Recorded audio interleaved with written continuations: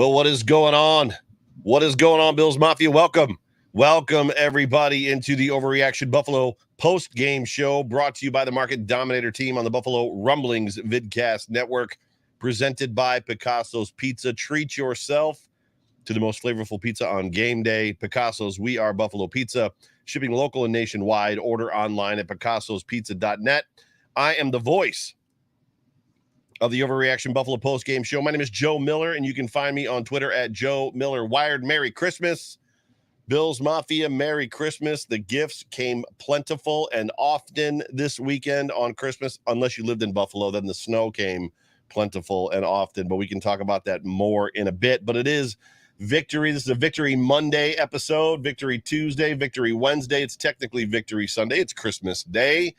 Joe Miller is in the house, and Joe Miller is under the weather, so I'm sick. People are asking me if I'm cold because I'm wearing a hoodie. No, I'm just not feeling well. I came down with a cold on Friday. Dude, it about crushed me yesterday, and then today's been honor. I've slept. Excuse me. I don't know how much I've slept. I shouldn't laugh, so don't force me to laugh. If I laugh, I'll start coughing. I've taken about 5 naps today. It hasn't been great, but we're gonna gut this out. If the Buffalo Bills can play football, smash mouth football in minus 25-degree wind chills in Chicago, fly out there a day early, miss Christmas with their family, fly home to Rochester, take a bus, then have to dig out their cars in basically what looked to be 10 feet of snow. There's no reason that I can't gut this out with you guys for at least 35 or 40 minutes, right? So I got a little bit of time in me, but this is a Merry Christmas episode. Do me a favor. Whatever platform you are consuming this podcast on, please like, please subscribe. We are Super Chat Live on YouTube. Got a whole bunch of people up in the comment section. Crazy folks up here on Christmas joining me. Probably would have been more if I'd started at 8, but 8 wasn't happening for me. But Victory Monday is upon us. Wildest Dreams Land is here to stay. Whether this podcast finds you around a cup of coffee, at the gym with your AirPods in, on the drive to work, or watching me live right now, let me just say one more time, welcome. Before we get the madness started, let's take a quick listen to our title sponsor, the Market Dominator team. Hey, I'm John. And I'm Scott. And we are the Market Dominators. As the buyer specialist on our real estate team, I love helping people find and buy homes. But really, it all comes down to having a strategy, a winning strategy, much like our Bills. And as the listing specialist, it's really important that we win too when we sell a house. Yep. So we like to educate, advocate, negotiate, and dominate. Listen, my good friend Joe Miller, we're so grateful we have the opportunity to sponsor your show and all of Bills Mafia who tunes in and listens in. So if you're looking to sell or buy in real estate anywhere in the country, you reach out to me directly and we will respond. 716-570-3298. And to all our Bills Mafia and family out there and friends, Merry Christmas and go Bills! Go Bills. If you're in the market to buy or sell a home, maybe moving south, maybe that is what is on your mind right now. Some people have been without power here in Buffalo for the better part of 2 or 3 days. Several members of my family had to be rescued. I would have gone and gotten them, except they were in these conditions about an hour and a half away from me. But they did get rescued by my brother-in-law, who took them to his house, took all their animals to his house, took his upstairs tenant to his house, ended up taking in another couple of friends. So shout out to Peter and Kelly Jankowski, who have opened up their house. They talk about a weird Christmas morning. House completely full of people. One of them a tenant of a home that you own or an apartment that you own. A little bit of a wild situation, but it's been crazy. We did not get much snow. The cold was bad. It was incredibly cold. And then the snow came yesterday. And in about the last 24 hours, we've gotten about 5 feet of snow, and it's still snowing out there. And as I already told you, I don't feel good. And I've been outside to clear the driveway 3 times in the last 24 hours. It's not great. And that probably, contributed to my need to take 4 naps today. Don't laugh, Joe. It's going to make you cough. So just stick with me. Got our first super chat from JR. JR, buddy, Merry Christmas. It's good to see you. Thank you for being a part of the show. I'm going to die of cancer after the Super Bowl, but whatever happens this season, Hashtag wildest dreams land. Well, JR, we're praying for you, buddy. And anything that we are all going through, right? It's always about perspective, right? So what you're going through is a lot different, but never lose hope. Just like we do with anything in life, to include this crazy fandom that we have for a football team, never lose hope. You are not necessarily going to positively 100% pass. There's a good chance that it could be eradicated. My brother-in-law's father was in stage 4 cancer twice and is still kicking, still going to work every single day. So chin up, buddy. Chin up, buddy. Keep your chin up. And if anybody out there is listening to me, please send a prayer up for JR, who's been struggling with cancer for about a year now. I believe JR was the first time we talked about it last year. But it is Victory Monday. The Buffalo Bills are the AFC Eastern Division champions for the 3rd straight season. Wildest dreams land, and have ensured themselves at least one home game through the playoffs. Yes, they have ensured them, even though nobody's talking about it. They have at least one right now home game for the playoffs. They are AFC East champs 3 years in a row for only the 3rd time in team history. I'll give you that information now. They were AFC Eastern Division champions in 1964, 65, and 66. 2 of those years, 64 and 65, if you remember, resulted in the Bills being the AFL champions. 66 was the year that they got beat in the AFL championship by the Chiefs. That was the first Super Bowl year, first NFL versus AFL Super Bowl. And the Chiefs ended up playing in the Super Bowl against the Green Bay Packers. So Buffalo Bills 64, 65, and 66. They were also the AFC East champions in 1980 for 1 year, 3 years again, actually 4, 88, 89, 90, 91 in the Jim Kelly years, then again in 93. And then it was a very long time until we get to now, 20, 21, and 22. 3 straight seasons of being the AFC East Division champions. Again, wildest dreams land. It's such a wonderful time to be a Bills fan. It's such a wonderful time to be a part of this fan base. It's such a wonderful time just to have a sidecar seat to everything that's going on and what we are seeing from this football team that is evolving, ever changing. You know, who they were in 20 is not who they were in 21, and who they were in 21 is not who they are in 22, and who they were at the beginning of 22 is not necessarily who they are right now in 2022. We'll talk briefly about that in just a minute. Josh Allen also in this football game breaks a Dan Marino record. Dan Marino held the record for most touchdowns overall by a quarterback in his first 5 seasons. That number was 172. Josh Allen now has Dan's number was 171. Josh's number is now 172, and Josh has 2 more games to play. So even if it was a 6-game season, Josh would still be beating that record. 16-game season. Sorry. Again, you're going to have to bear with me for this episode because I'm a little half in the bag. Not half in the bag. That means drunk. I'm a little, I'm on the fringe. I'm on the fray mentally a little bit. So I'm going to do the best I can. I can't even promise you my notes are going to make sense, but we'll see. We're going to gut this out, fam. We're going to throw Hail Marys this whole episode towards the end zone and pray to God that somebody comes down with it. So Josh Allen breaks a Dan Marino record on a day that the Dolphins got embarrassed. LOL Fins got embarrassed in Miami against the Packers. Tua, if you did not see it, throwing 3 consecutive interceptions on 3 consecutive series to basically lose that game for them against the Packers. But you know, our quarterback isn't where I'm at. The Bills beat the Bears. Sidebar on the Dolphins thing. The Bills beat the Bears 35-13 with 29 of those points coming in the second half, overcoming 3 turnovers to the Bears 1. Anytime we're talking about turnovers, you know, this is that moment.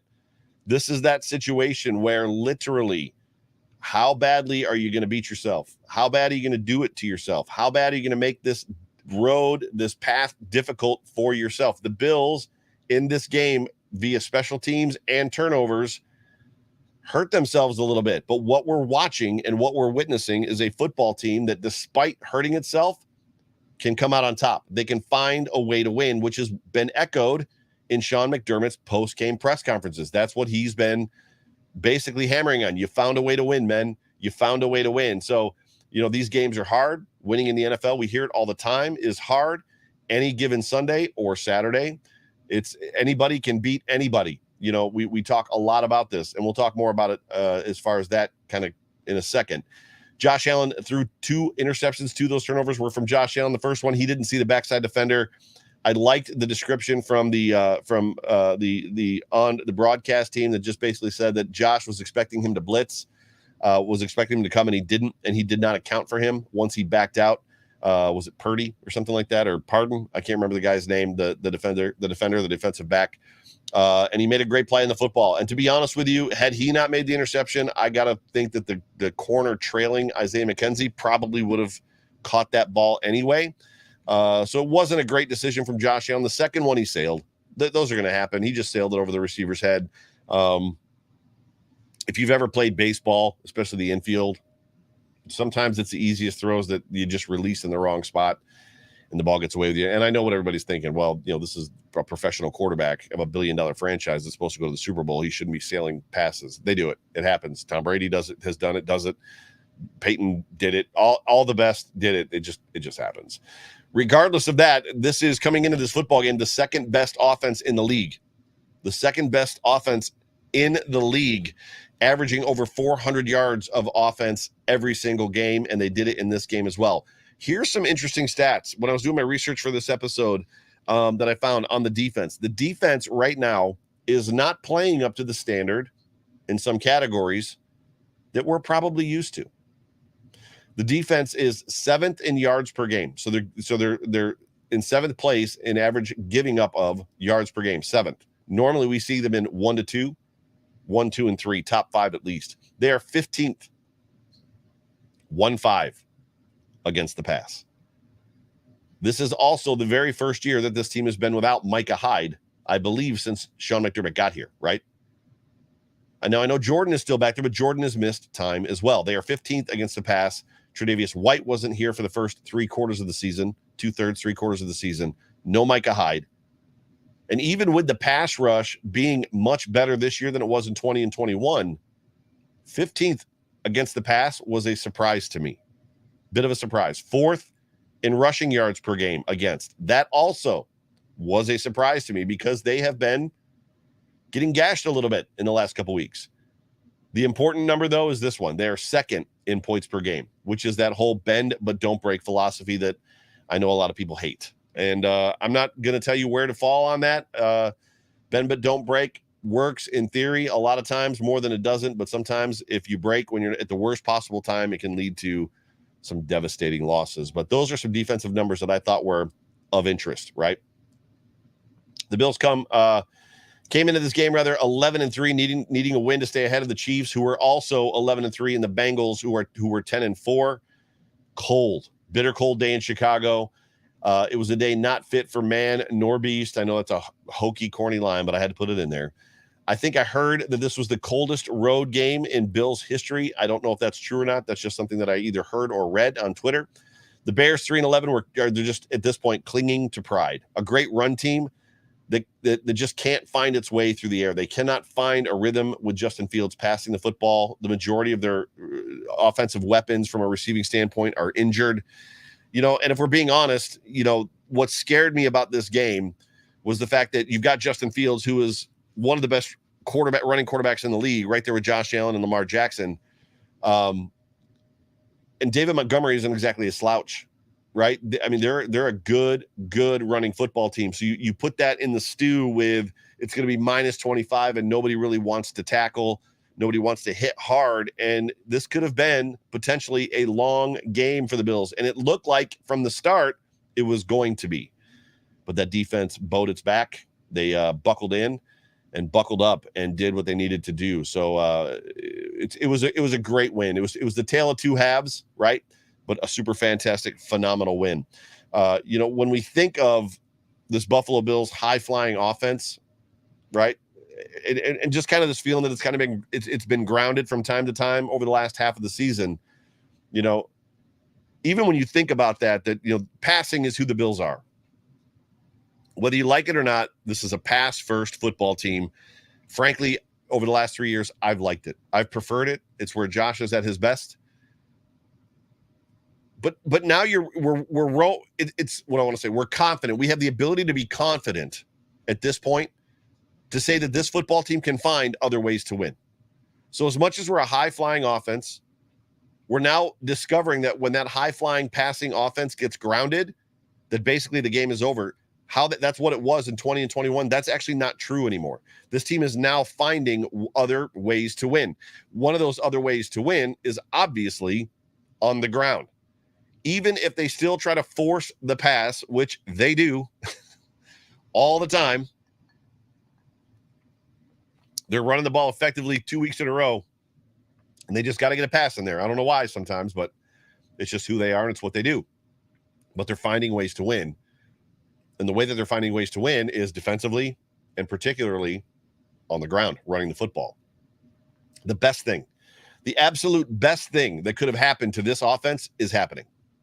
I know that's going to startle probably some people. What do you mean the best thing that could have happened? Like people catching up to their passing game? That's the best thing that could happen? Yes, that's the best thing that could have happened because they're finally developing a run game. They're developing a run game. It's no longer, it doesn't seem to be fluky anymore, right? It seems to be at will. When they need to run, they can. You've got Devin Singletary, who is living up to his nickname of Motor. He's running with a lot of grit, a lot of decision. He's got a lot of shake. He's got a lot of bake. I wish he had more burst. And then you've got James Cook, who is beginning to look like a guy that might be able to carry the load as an RB1, just like his brother Dalvin. A lot of the conversation about James Cook coming into this season and being drafted was he had never carried the ball or touched the ball more than 14 times in a college game twice. I believe that has now happened several times as a Bill. Contact balance was a concern. And what's interesting about that is as James has kind of progressed and as he has settled in this offense, we're beginning to see him be far more decisive and run to daylight, which is wildly exciting to see this kid be decisive and run to daylight. Even though the ball is supposed to go to the right, he'll see daylight to the left and he'll make a move, cut to the left and pick up 15 yards. I'm really, really excited for what we're seeing out of James Cook. And as a 1-2 punch right now, this is the best thing.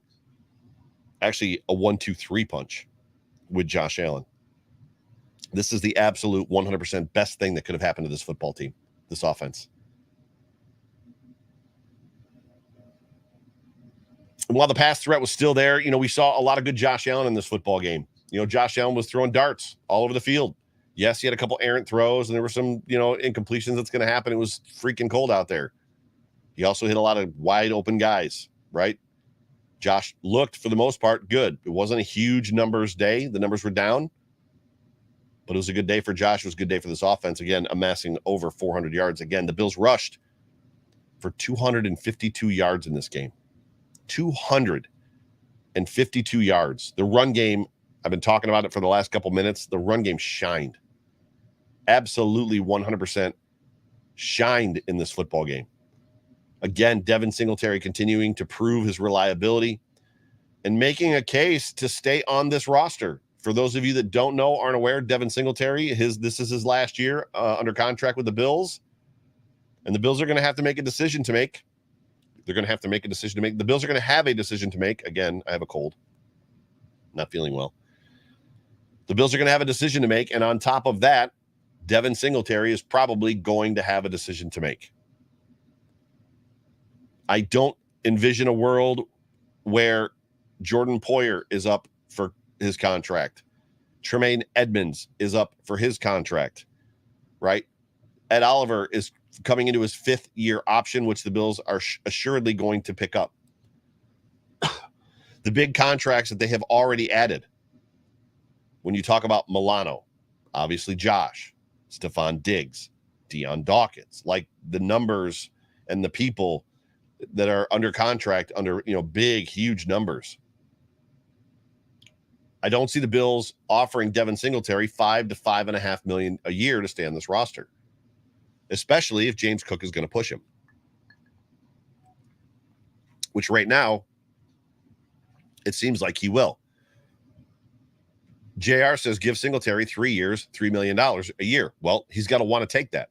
And that's the decision. That's literally where I was going. Does Devin want to stay on this roster? How much is it worth to him to stay on a winning team versus going to a garbage team at the bottom of a division where his career could be over in 2 or 3 years? He's going to have a decision to make. The Bills are going to have a decision to make, but he is making a case for himself, which is, you love to see it. And again, as I said, talking about this run game shining, James Cook just looked really, really good. Devin Singletary was 12 carries for 106 yards. The Buffalo Bills' first 100-yard rusher this season, and they almost had 2 of them. James Cook was 11 carries for 99 yards. And then Josh Allen putting the bow on top, 6 carries for 41 yards. You love to see it. You love to see the transition for this offense. You love to see them discovering ways to win and finding different ways to do what they need to do. Now, I'm not going to have a conversation about Ken Dorsey. There's not enough time in the day. There's just not enough time. Because sometimes the play calls are just baffling. I said I wasn't going to talk about it. The first touchdown for the Bears was just way too easy. I tweeted as such. But that's not really out of the norm for what we've seen from this defense. This defense, a lot of times on first drives, I mean, there was a stretch there where they were leading the league and not letting teams score in their first drive. But for the most part, since Leslie Frazier's gotten here, they've been kind of a, let's see what you're going to do, and then we'll figure it out defense. Not super surprising. Jordan Poyer actually said the guys needed to settle in a little bit, which they ended up doing, which makes you wonder on these early drives, is it a situation where, some of these guys have the sugar high Josh issue? They're just going in too amped up, going in too hyped up, overrunning plays, over pursuing, forgetting about their gap assignments, trying to make plays when they just need to do their job. It's possible. But outside of that first drive, the Buffalo Bills defense housed them. They basically kept them completely bottled up. Keep in mind, they scored 7 points on their first drive. They scored 13 for the rest of the game, or they scored 6 for the rest of the game. Containing Justin Fields, to me, was the number one priority. I think everybody that's listening to me or watching me right now would agree with that. He had 7 carries for 11 yards. Crazy. The Bills did lose the turnover battle 3-1 in this game. We already talked about Josh and his picks. And while I still hold to the notion that we are the hunted, it seems like the Bills at times, most of the time, play to the level of their opponents and then find a way to win. I'm going to say that again. And then I'm going to surprise you with my next statement. While I hold to the notion that we are the hunted, teams are coming for us. It seems to me like the Buffalo Bills play to the level of their opponents and find ways to win. Next is the surprising statement. The surprising statement is that's not exactly a bad place to be. That's a really, really good place to be in if you're a football team. Have teams come in, measure them up, and then beat them. If you can do that consistently in the NFL, you're going to win football games, you're going to win playoff games, and you're going to win the Super Bowl. No, you're not going to win every game 65-3, which is what Bills fans want. But you're going to win a lot of games. Can we talk real quick about the name Kingston Jonathan? So 59 was on the field, and he was making a bunch of plays. I'm a content creator, and I don't work for the Bills. I work for Buffalo Rumblings, and I do this as a hobby. But I talk about the Bills a lot. I've never heard of Kingston Jonathan. I didn't know Kingston Jonathan was on this football team. I didn't know that he was wearing, or Kingsley. Is it Kingsley Johnson? Sorry, Kingsley Johnson, Jonathan. I didn't know that he was wearing London Fletcher's old number. And is anybody else freaked out about the fact that his name is backwards? Should it be Jonathan Kingsley? Was there a switcheroo that happened and nobody told anybody that his name is actually Jonathan Kingsley, not Kingsley Jonathan? So he's like, tell us about him. I got nothing to tell you. If you're talking to me, I don't have any information on that young man at all. So, but we're going to learn a lot. We're going to learn a lot in the next couple weeks. It's all going to come down. I have it queued up for the Overreaction Buffalo Sports Network Mafia Monday program that is going to air tomorrow morning. A whole thing on the AFC East, as well as kind of around the the Chiefs and the Bengals. We're going to learn a lot in the next couple weeks about this Buffalo Bills team, this Bengals team, this Chiefs team, especially coming in this week as we're going to be facing the Bengals on Monday Night Football in Cincinnati. My understanding is that the weather in Buffalo on Saturday or Sunday is supposed to be like 60 degrees, which tells me that it's probably not going to be an ice bowl in Cincinnati for Monday Night Football. So there should be some high-flying fireworks. And even as I say that, it's probably going to be like a 10-9 game or something stupid where nobody can do anything. But we're going to learn a lot. We're going to learn a lot about this Buffalo Bills team, especially next week against the Bengals. And I don't necessarily mean on defense. In the end, this team is good. This Buffalo Bills team is very, very good. You could probably, at this point in the season, 12-3, call them great. And while it's not perfection in every phase of the game every single week, it doesn't remove the fact that this is a very good team capable of beating anyone. They're capable of beating anyone in the league. And I stand on the statement that I made. 100% stand on the statement that I made that the only team that can beat the Buffalo Bills is the Buffalo Bills. Only team that can beat them. And we've watched them make mistakes over the last 3 weeks where they've potentially hurt themselves, and they've overcome it. And again, chin up, Bills Mafia, because that is great to see. Freaking fantastic to see. Real quick, the brand new 2023 Trail Pass from Western New York Beer Trail is now available. The 2023 Trail Pass is bigger and better than ever. There's no better time to get ready for next year than right here, right now. The new pass features 53 area breweries, cideries, meaderies, and beer bars all over Western New York. While almost every stop still offers the 2 half-priced beers with your pass, there are several other offers available from select locations such as discounts on flights, food, and merchandise. You can save over $400 with all the offers in this book. Like a T-Bass field goal, you just can't miss unless it was this past Saturday. The 2023 Trail Pass and other beer trail items are available at our website, www.wnybeertrail.com. Just click on the shop tab, and now through November 15th, use the code TheVoice15 to save on your entire order. I still need, oh no, I did fix it. I was going to say, I wasn't sure if I fixed that graphic or not.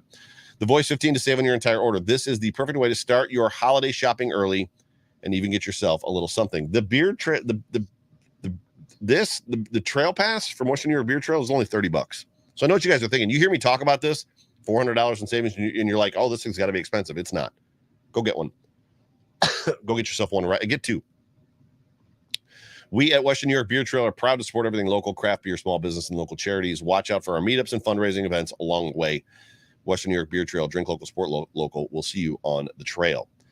That is brought to you by Tom from WNY Beer Trail. Tom, appreciate you supporting this show and supporting the localness of it. You're the man. Real quick, the halftime stats from this game, kind of getting back to this game. When I talked about the fact that it was the tale of two halves, total yards for the Bills, 183 to the Bears, 121. 89 passing yards to the Bears, 50. 94 rushing yards to the Bears, 71. 8 yards per play. As much as I even said that, now that I'm looking at these, that first half wasn't as kind of bad as we thought it was. Defensively, it seemed like it was. First downs, the Bills had 10, Bears 7. Third down efficiency, 1 of 3 for the Bills, 2 of 6 for the Bears. Total plays, 23 to 29. The Bears had more total plays than the Bills. Punts, 1-1. Sacks, 1-1. The Bills were getting crushed in penalties, 4 for 31. The Bears had 1 for 10. And then interceptions thrown. Josh Allen had 1. Time of possession was 12:47 for the Bills, 17:13 for the Bears. Getting into the I took it down. Hang on a second. I got to get there. The game stats. Bills, Bears, results. The total game. Sorry. Closed the tab before the show started. My apologies. Josh Allen finishes this game 15 of 26 for 172 yards, 2 touchdowns, 2 interceptions. Devin Singletary, as I said, 12 carries for 106. James Cook, 11 for 99. Josh Allen, 6 for 41. Isaiah McKenzie, 1 for 6. Naheem Hines, 1 for 2. Gabe Davis, 3 for 45. Dawson Knox, receptions, that is, 3 for 38. You know, Josh spread the ball around. Didn't throw the ball a ton, but spread it around. Tremaine Evans led the way in tackles.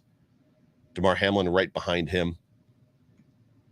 Justin Fields was 15 of 23 for 119 yards and a touchdown. Montgomery, 16 carries for 62 yards. Justin Fields, 7 for 11. The Bills just housed. They just bound them up. Total yards for the Bills, 426 to 209 for the Bears. The Bills defense just crushed them in the second half. Crushed them. Passing yards, 172 for the Bills, 129 for the Bears. Rushing yards, 254 to 80. Yards per play, the Bills finished at 7.3. It didn't feel like it, did it? Did it feel like that? It did not feel like that. First downs, the Bills 20. Just crazy. Sacks allowed. The Bills finished the game with 1 sack allowed, 2 for the Bears. Penalties, 9 of 72. The Bills got to clean up the penalties. That is the one thing that has the biggest propensity to hurt this football team going into the playoffs. They've got to clean, especially along the offensive line. The holding penalties, the formation penalties, the false start penalties, they've got to fix that stuff. It's getting bad. Getting bad.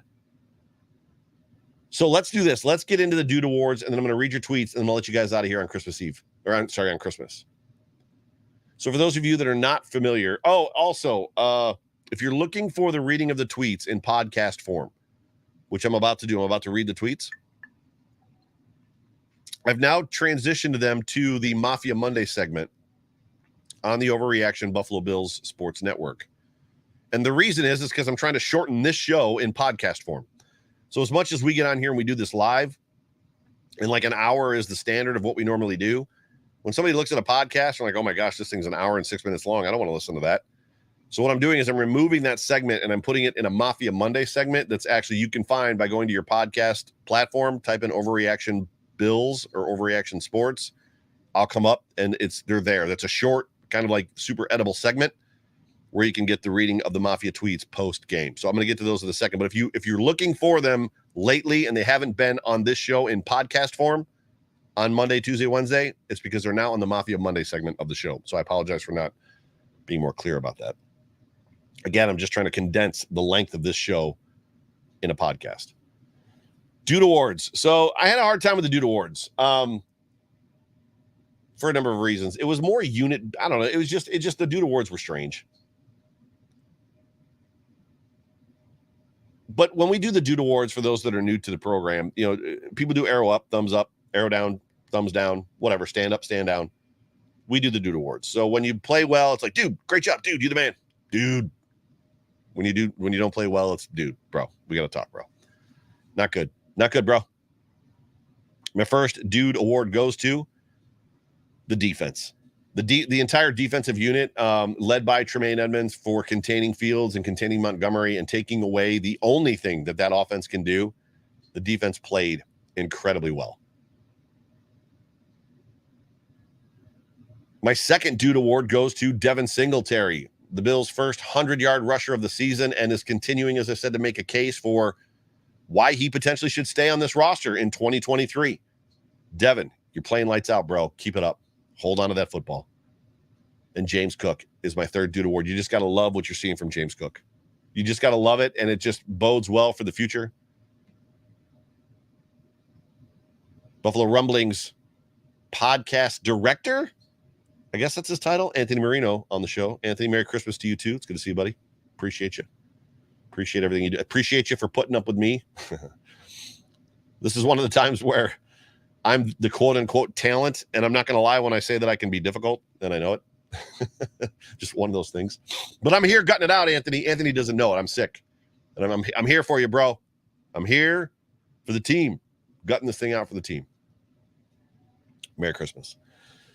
Down Dude Awards. Dude, bro, we got to talk. Tyler Bass is going to get my first Down Dude Award. I know he was struggling, and I know that's not like Tyler Bass, but, you know, at the end of the day, we've got to have somebody, right, in these Dude Awards. Tyler just didn't have himself that good of a game. And I wholly expect him to bounce back. The second down due award goes to the special teams unit, both on coverage, receiving. Like, is there a reason that we have to have a penalty every single time we receive a punt or a kick? Every time? Is it necessary? Like, I like Coach Smiley, and I like what he's doing with this unit, and I love Nyheim Hines, and I don't fault Nyheim Hines for 2 weeks in a row, a punt going short and then rolling 35 yards down to the 1 or 2 yard line. I don't fault Nyheim Hines for that, especially when it's minus 25 outside. But this special teams unit can be better. We've seen them be better. We need them to be better. Calgary Mafia says, don't even talk about snow. Bro, I've gotten 5 feet in the last 24 hours. 5 feet. Woohoo. My last down dude award goes to and it's just based off of the 2 throws, Josh Allen. You know, we love Josh, and Josh is a franchise quarterback, and he is the MVP of this team. I don't give a crap about the MVP of the league stuff. That crap does not matter to me. I care about winning a Super Bowl, and I don't care about necessarily people talking about, is Josh better than Joe Burrow? Is he better than, Pat Mahomes? Is he better than this guy or that guy? What I care about is Josh beating those guys in the playoffs. And as long as Josh does that, I almost don't care about interceptions. If the Bills go to the divisional round of the playoffs and they play the Bengals, and Josh throws 2 interceptions and they beat the Bengals, I don't care.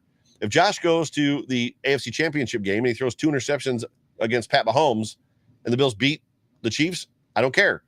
If the Bills go to the Super Bowl and he throws 3 interceptions in that game and the Bills win the Super Bowl, I don't care. It's kind of where I'm at on this. But I got to give a down dude award to somebody. You want to see Josh clean that stuff up. He's not happy about it. Again, the second one just got away from him. But I've got to give that down dude award to somebody, and I couldn't think of anybody else necessarily to give it to. So it was Josh. That's just where it went. So love you, Josh. I love you, Josh Allen. So it was what it was. After this football game, I tweeted on the Overreaction Buff at Overreaction Buff Twitter handle, which if you follow me there, I will follow you back.